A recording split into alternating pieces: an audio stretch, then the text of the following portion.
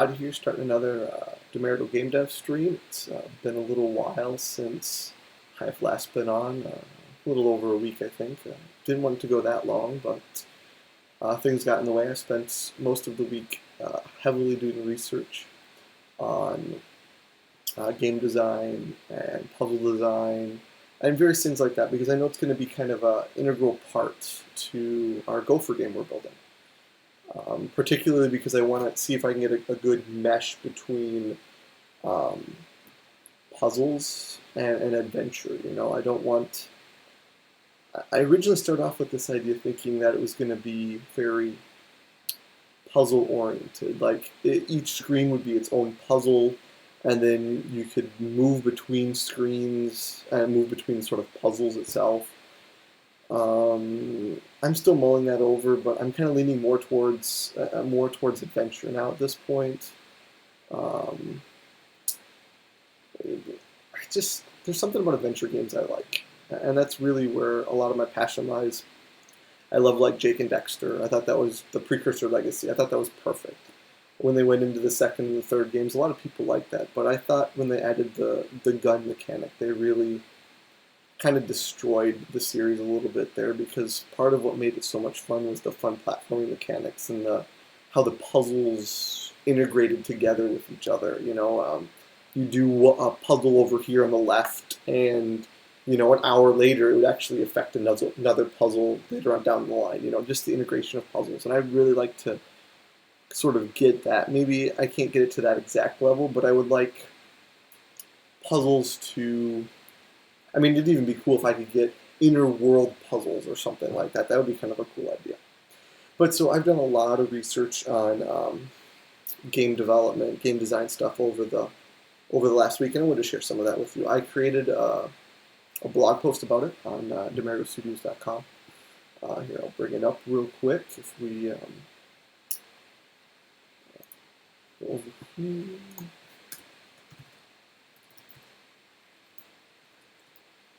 We bring it up, we'll see some wonderful blog posts here. A nice blog post here. We went on a little bit of a side tangent, so a little note quick about that side tangent. I probably will go on side tangents from occasionally in blog posts, but I try not to do too much of it. I want my blog posts to be as objective as possible, but also still have my opinion in it. It's a blog post about our game and kind of the direction we want to go, but it's talking about kind of the idea how modern day designers have gotten really all about graphics and making things pretty, and they've kind of forgotten that core gameplay fun. Story is extremely important, and I'm not trying to insult any modern day game designer by any means. As what they do is awesome. I'm an indie developer. I do it by myself. I don't claim to be an expert, but I feel like I remember playing those games as a kid and really enjoying those games, enjoying the world that I created even in my own head about them and around them, and so one thing to another that after that you can read a little bit more about it on my blog post, but one thing led to another, and I was doing some research and reading a couple of these articles, and one of the articles, one of the posts was recommended that we play an old Windows 98 game called Indiana Jones and the Infernal Machine, I think. Something like that. And so I looked all over the net. I found it, right? It's like, great, I'm going to go play it, right? Well, I got to boot into Windows, so I go into Windows. I'm on my Mac right now, so I go into Windows. Lo and behold, of course it doesn't work because it's a Windows 98 game. Great. Well, try to emulate it. Nope, because I need hardware acceleration. I read something maybe like VirtualBox, possibly if you tweak it in a certain way, you can get the 3D hardware acceleration, maybe. I don't know, it just seemed like a lot more work. I spent so much time. I used Parallels to try to virtualize a 98 machine. It worked, but it needed 3D hardware acceleration, which wasn't there. A lot of the drivers were gone. There's some patches for Windows, make it work with Windows 7. I tried creating Windows 7 VM, and it still didn't work there. Probably the same 3D 3D, except, well, it did actually load, but it crashed a lot, so it wasn't really playable. Eventually I got it working sort of on my boot camp Windows 10, but you couldn't configure the control. You couldn't enter any menu other than the game or it would crash. So I'm giving up on that, and I'm just going to get the N64 version, see if I can find a N64. I tried to use the 64 project, and it didn't really work very well in that either. It had lots of artifacts, and it just didn't work at all. I was quite disappointed. Maybe it's my graphics card in this Mac, who knows. But so I'm going to try to get the N64 cartridge, and then when I make it back to my parents' house where my old game systems are, I'll try to, try to start it up there and get it working. And then play it from there, because I heard there's some good puzzles and some good adventure platforming mechanics in that. And I want to try it out, because I really like a lot of what the old school does. And even just looking at screenshots of the game and the little bit I played, immediately one of the things I noticed, just first off, right off the bat when I started in Indiana Jones, was the low quality of those games, the low quality textures, made it very apparent where to go next in the game. So, for example, in modern day times, Taco Bell Icy, one of my favorites. I love ices, so that'll win me over every time, is an icy. So one of the things I noticed right away that was very apparent about that game was, again, the low textures, the low resolution. They didn't have a lot of processing power back then to push these highly detailed worlds, but that's kind of what actually helped the game designers in a sense. So the first level starts off, Indy slides down a hill, and this is about as far as I got in my game. Indy slides down a hill, right, and then you're on this ledge, okay, and then now you get control. And you're supposed to hop across this little cavern across the ledge. So, okay, there's like no onboarding to this game, so the onboarding is die, repeat, and try again. That's the onboarding of this game. So yeah, that's not quite the best. But as soon as you hop over this cavern, it's like, where do you go? Well, there's a ladder stuck on the wall. That is quite literally the only detailed texture in the entire area. It's pretty obvious where to go, because they put more detail in the areas where you needed to go than in the areas you didn't need to go. And I think that's an interesting nugget to take away, because in essence, these designers of the past had these self-directing levels simply because they were limited and couldn't put a lot of fluff on the outsides. So they had to focus on where they needed the player to go, and that's where they put the detail. And that's where players kind of instinctually knew where to go. I remember playing some of these old games where you'd head off in a direction, and suddenly the textures would get grittier and poor quality, and you'd start to instinctively know, okay, this is looking worse and worse, I probably shouldn't go this direction. Well, it's a strange thing, but it kind of worked to their advantage back then. And nowadays, you can head off on Ghost Recon Wildlands, you can head off in any direction you want, and it's going to stay the same high quality. So you don't really have, and it's a completely different game, I understand, and it's an open world game, it's supposed to be like that, but you can say the same thing about just any other game. You can say that about the Uncharted series, where any direction you go, it's going to remain those high quality textures, even though they want you to stay along a certain path. And it's interesting. So obviously there's other ways to solve this problem. You can, make it contrast with the different background textures, a little more contrast to it or something like that to stand out. But I just thought that was an interesting nugget I noticed. Even just starting up in the game right away was, you knew where to go because you knew you went towards more detailed areas. So it's interesting. Anyways, back to the Gopher game. Actually, back to the website. So a couple of these things. Chris Crawford's Dragon speech, wonderful speech, where he talks about how he's going to get out of the game industry because it's lost its innovation, it's lost its creativity, and you might argue that it's still true to this day. I mean, VR's got some really cool stuff going for it, and it'd be exciting to see how that develops in the future. But I was just talking to a friend of mine today, and we were thinking back to the Windows 98, because I was talking about building an actual Windows 98 gaming machine. That's a thing these days. And So I was looking into that, and I was talking with him about that. And we were sitting down and listing off all the awesome games that came out around, for the Windows 98 platform. And you talked the original StarCraft came out back then. Age of Empires was out then. You've got, I think it was Age of Empires 2, something around that time. Again, some of these N64 style games were coming out for the PC. I mean, a lot of good quality. I'm sorry I can't list them all. I really don't remember 1998 too much. I was like 9 years old, I think, maybe, or something like that. I don't know. But I do remember having a ton of fun playing those games back then on the 98 and Windows ME. Well, that's a terrible system, but that was what I used. That was the operating system I grew up with, sadly. So that era of 98 to 2000, those games coming out back then were really awesome, a lot of fun. And so we were talking, and they were great games. But after that, they just kind of went downhill. Now, Chris Crawford in the speech is way back in 93, so he's talking about even back in 93 things went downhill, were going downhill. So he was kind of predicting the future. And I mean, look, that's where we are today with all these first-person shooters that are just recycled over and over and over again. There's not that much innovation in them. There's no new stories they're telling. They're new stories, but I mean, they're not new. They're not different. They're not unique. I see a lot of the indie stuff coming out, and that interests me and excites me a lot more, especially the higher quality indie stuff.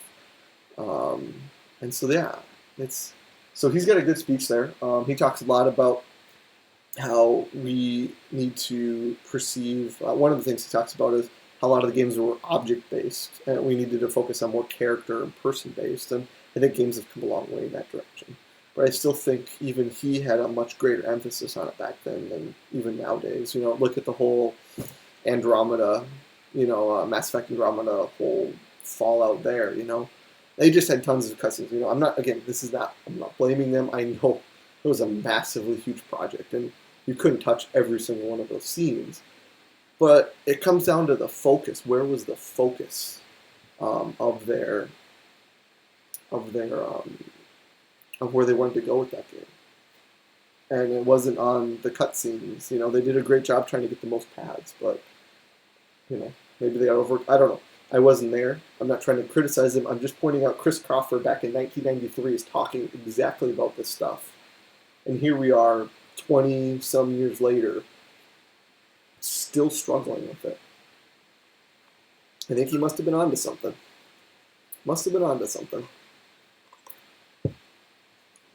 So then we're going to move on to designing the puzzle. This is Bob Bates. It's very traditional. If you've done any sort of game design, you've probably read this article. He lists out all the different types of puzzles, mechanics that can be included in a game, and I think he does a very good job of it. Very thorough. It's the basis for a lot of these other articles that are listed. Who Killed Adventure Games is a lot of fun. I enjoyed reading that.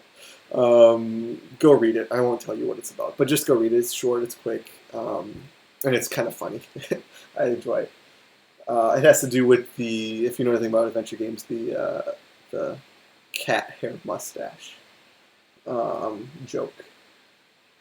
So next one is why adventure games suck.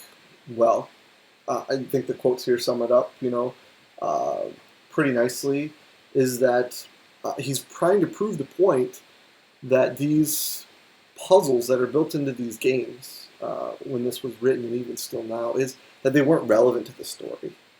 They really weren't. They were just puzzles to slow the player down. And I play games nowadays that are just there to slow the player down. I felt like that sometimes in Wildlands when I was playing that some of the mechanics were just there to slow me down.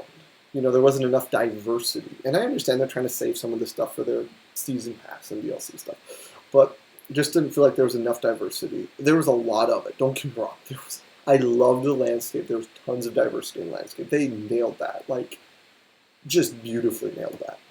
But the actual gameplay diversity of not going around and shooting, but the various situations.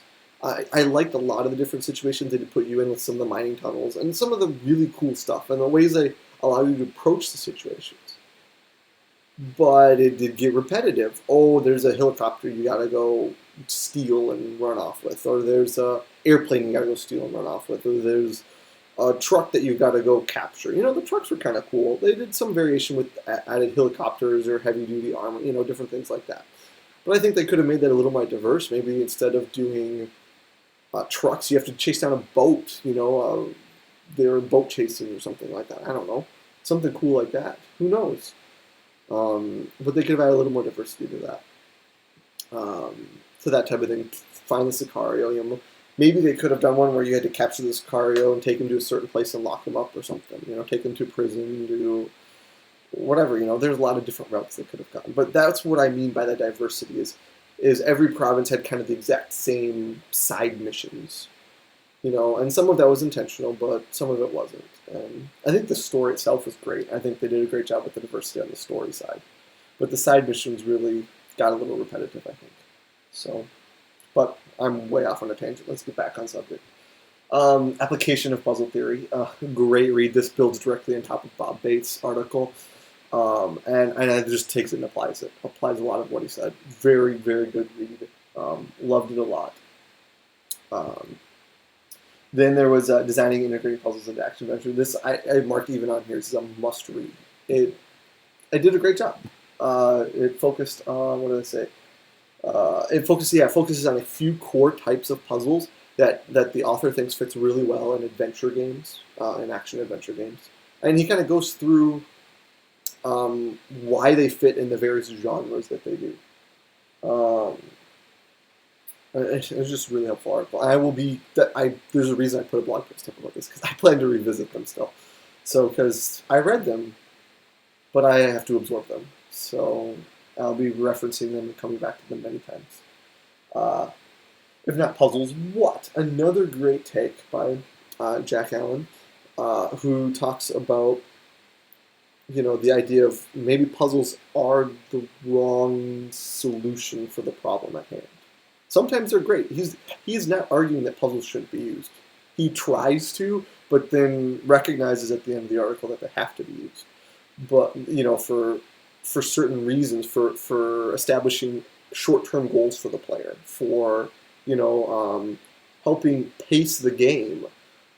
Puzzles. A lot of people think puzzles just puzzles ruin the pace of the game. But the honest truth is, puzzles can be used to help the pace of the game. You can slow the player down at certain moments, or speed them up at different moments. You can use a puzzle mechanic to add an additional level of difficulty to a situation. Maybe there's a firefight going on, and Halo did this a lot. There's a firefight, but yet you had still to solve the puzzle even with the guys coming at you. Added a level of difficulty.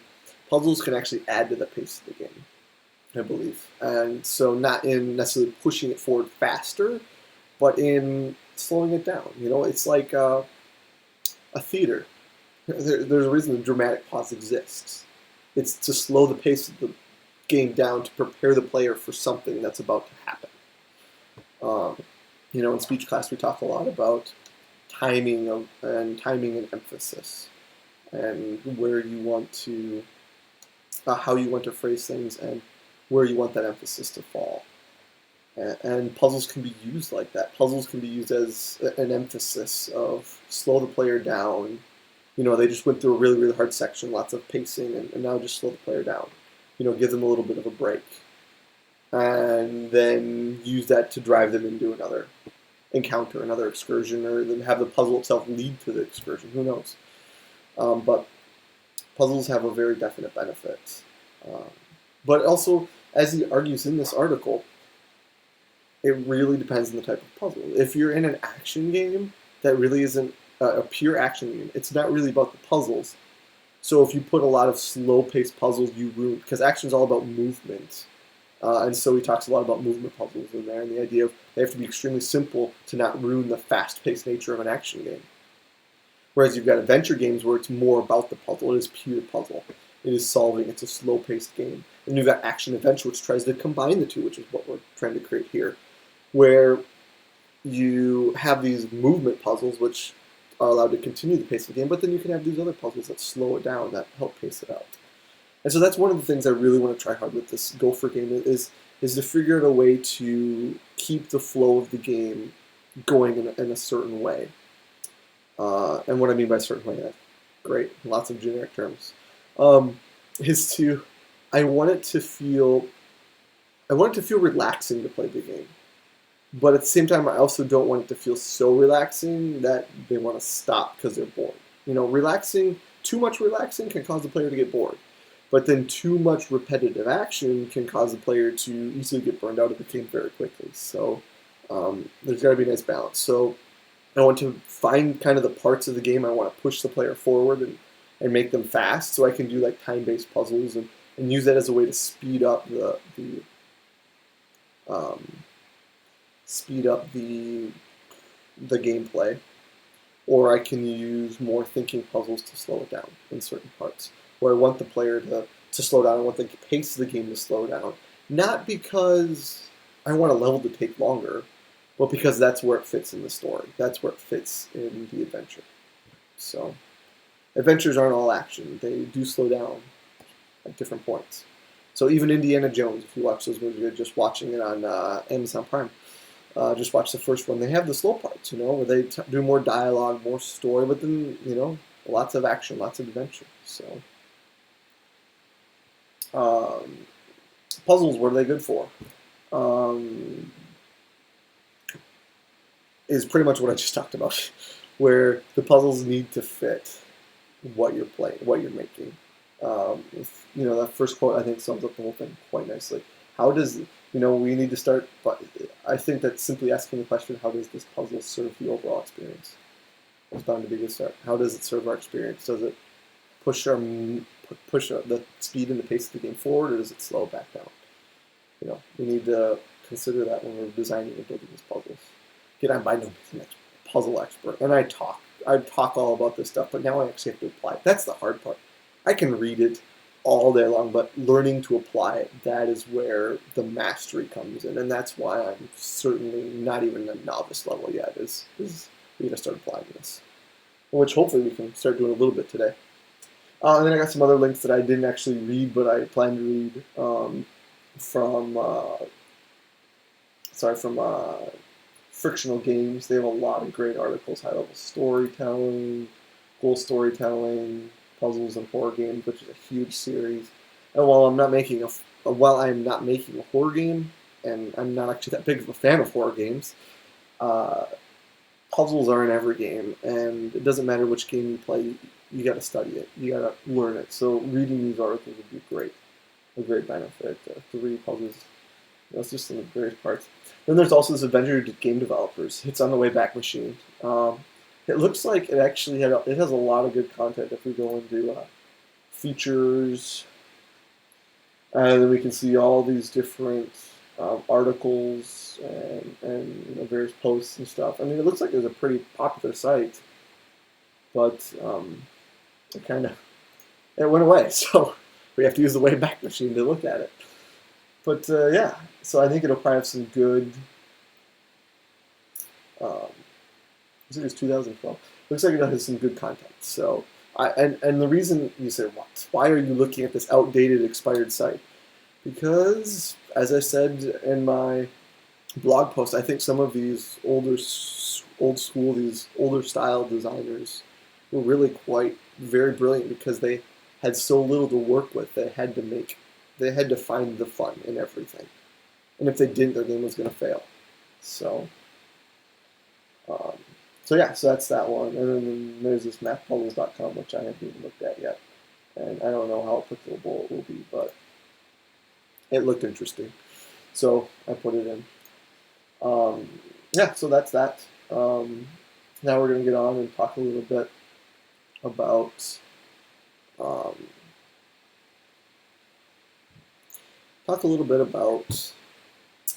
what this means for the Gopher game. So when we first started talking about this Gopher game, I showed you kind of our little map. Let's see if I can bring it up real quick.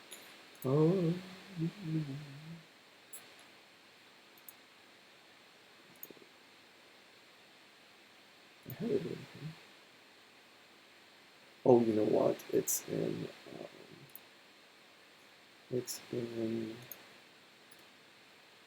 my Dropbox.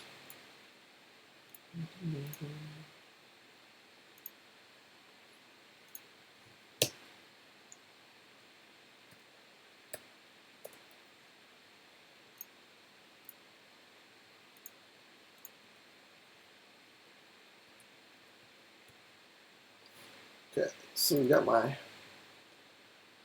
farm layout here, which was my original idea, kind of my original layout behind this. And and so what I was thinking is that, as my friend said, I really did end up making a maze. And mazes can have their purpose, can have some aspect of fun to them, but they're really not in and of themselves all that fun. So I've been thinking about this a lot, and I think that I need to go back to the drawing board with this. Not necessarily the layout. I think the layout might be fine, but I think how I'm approaching the layout needs to change.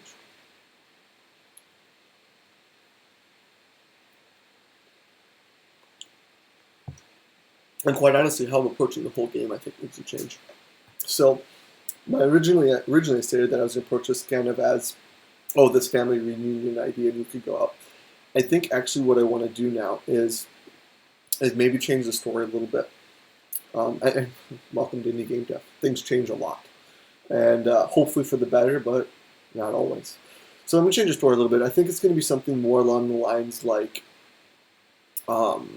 maybe we're still going to do this whole family reunion, but along the way, maybe not right away, or maybe somewhere along the way, you start to learn that maybe. So let's say it's not going to be a family reunion. Excuse me. It's going to be your grandpa's 100th birthday, and so I'm thinking to start the game off. So I want to build some, your grandpa's 100th birthday. I'll just say this right now. Your grandpa's 100th birthday, and you go out to collect the family to bring him in for his birthday, right?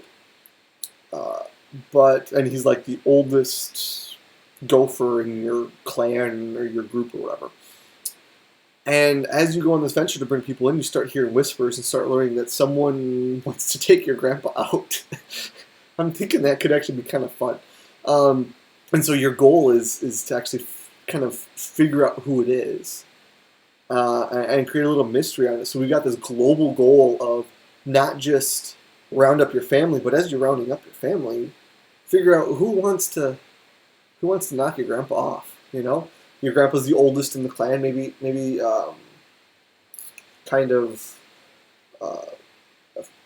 oldest in the clan, the oldest in the group. He's kind of like the head gopher over everyone, and maybe people are tired of that. Maybe there's someone who wants his job or wants to at least depose him or something like that. So we start off with this idea that,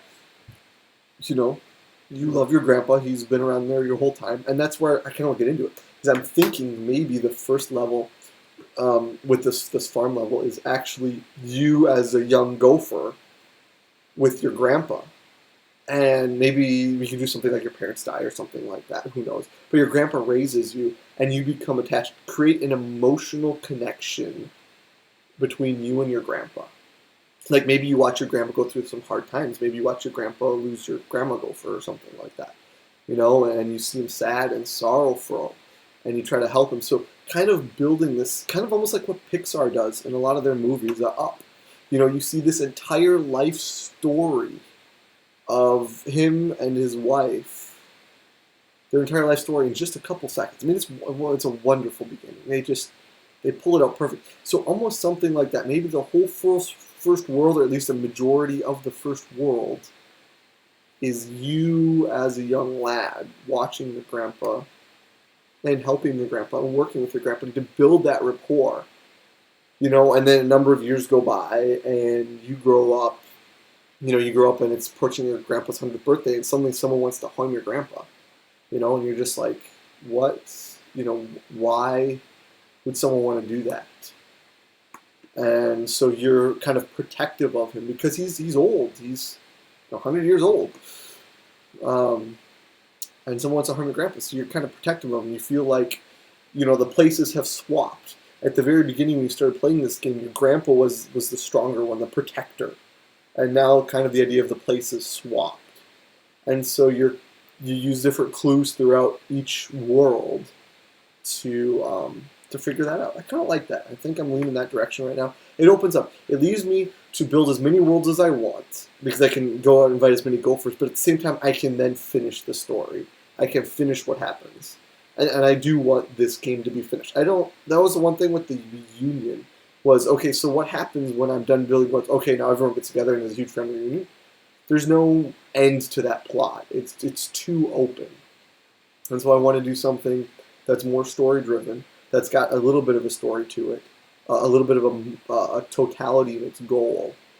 Um, but then also I thought, so I want the player, so I still like the idea of doing like 99 cents a world, but I want the player to feel completion at the end of a world. So I'm thinking about doing sub-stories in each world.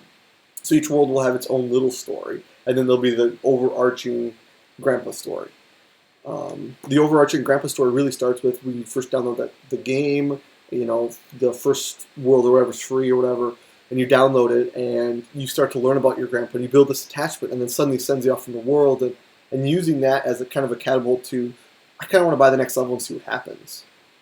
See how it goes. And you buy the next world and it's kind of its own little story in of itself, but it builds clues that lead back to your grandpa until finally after you have unlocked enough worlds or something like that, or you figure out, maybe that would be kind of cool, is figuring out the key to the end of the story is actually in the first world altogether. You just can't reach it or you don't know how to reach it until you've learned enough clues in the game. So it's one of those things where people could go online and say, oh yeah, you want to beat the game? Well, just do this at the beginning and you'll see the ending. Yeah, people could do that, and sure, you can call your whole game total by playing one world. But the point of the game, the fun of the game, is to actually play these other worlds and these other stories. And to kind of discover it yourself. People who want to play the game for real and want to actually have a fun time can play these other worlds and discover. They don't have to play them all. That's kind of the point. Is I don't want everyone to have to go buy. I love it if they did. I love if they went out and bought all like 5 or 6 worlds. That'd be awesome. That'd be fun. I would enjoy that. That would be fun. But you just want to make more. No, I want them to experience it. But.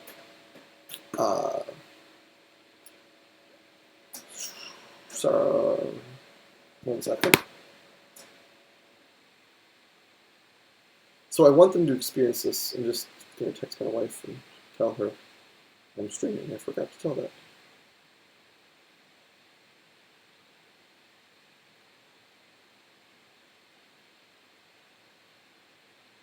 So I heard the printer going. So, anyways, so I am. So I like this idea of doing these kind of like these sub stories in each world. That way, there's a certain level of completion. Like maybe the stories involve there's a main family member that she texted me back.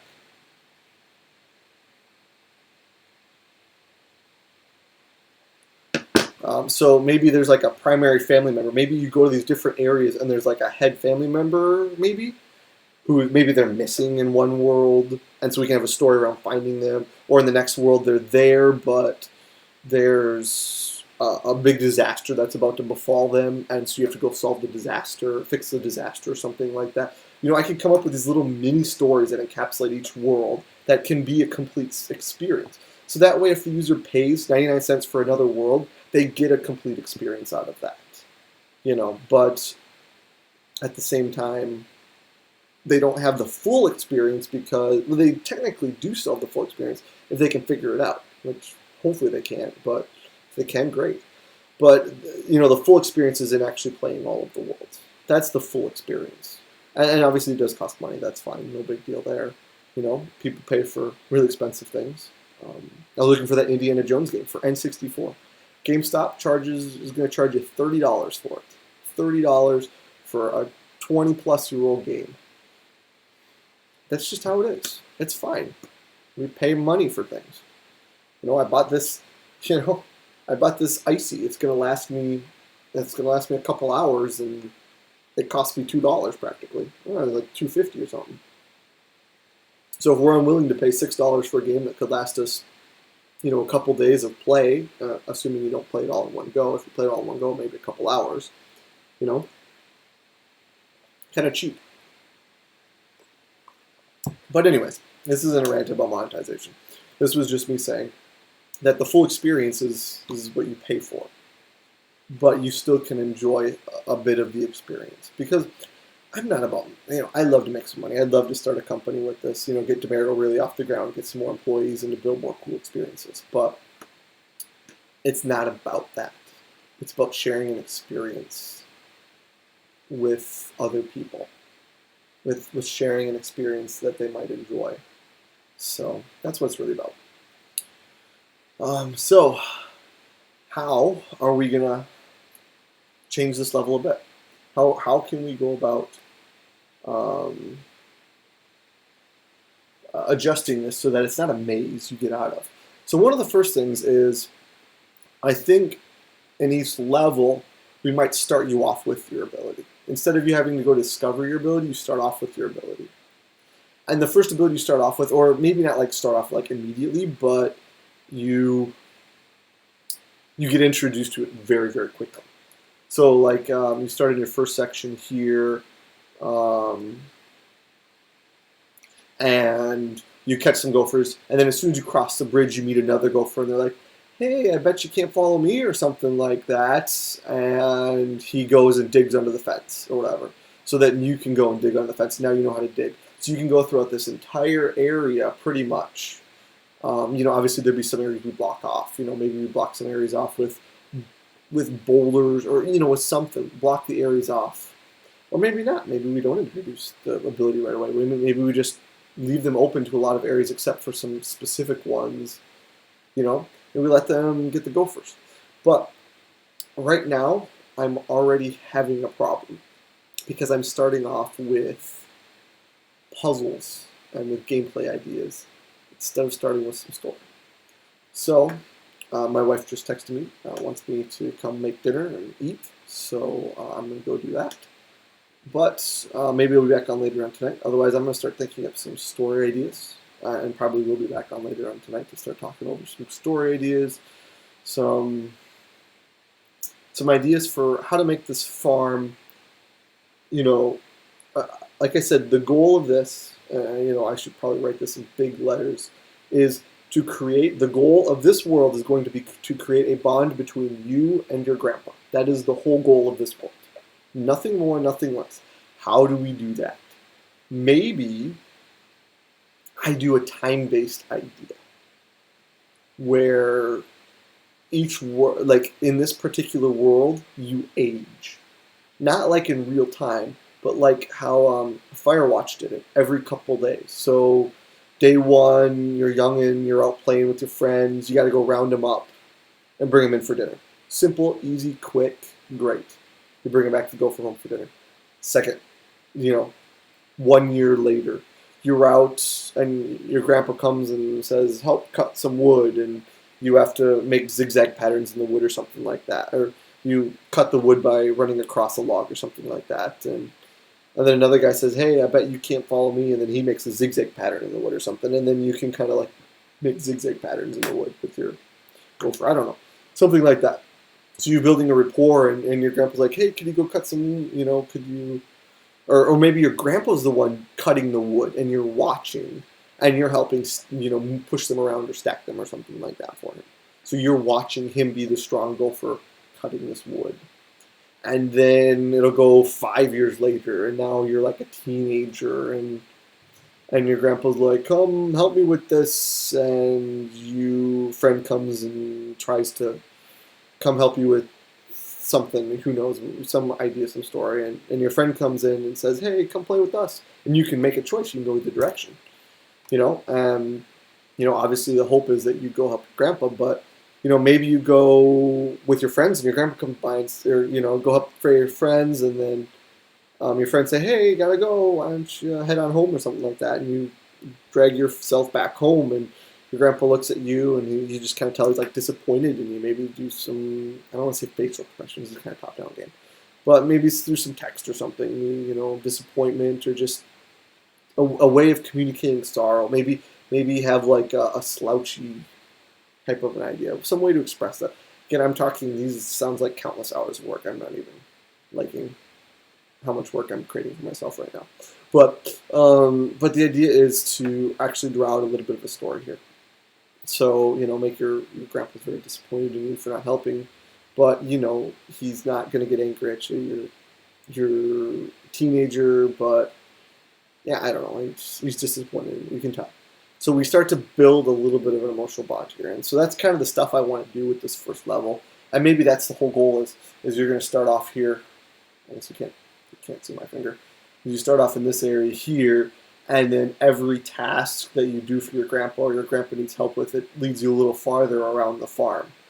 And maybe some more dangerous situations, and then at the end, maybe the end is, maybe the last part of this level is, 20 years later, have signs of like 100 birthday or, in gopher home or something like that. He's preparing for his 100th birthday party, and you're like, hey, can you go out and round up all the relatives for your birthday or something like that? I don't know, for our birthday or something, and there you go, you've got it.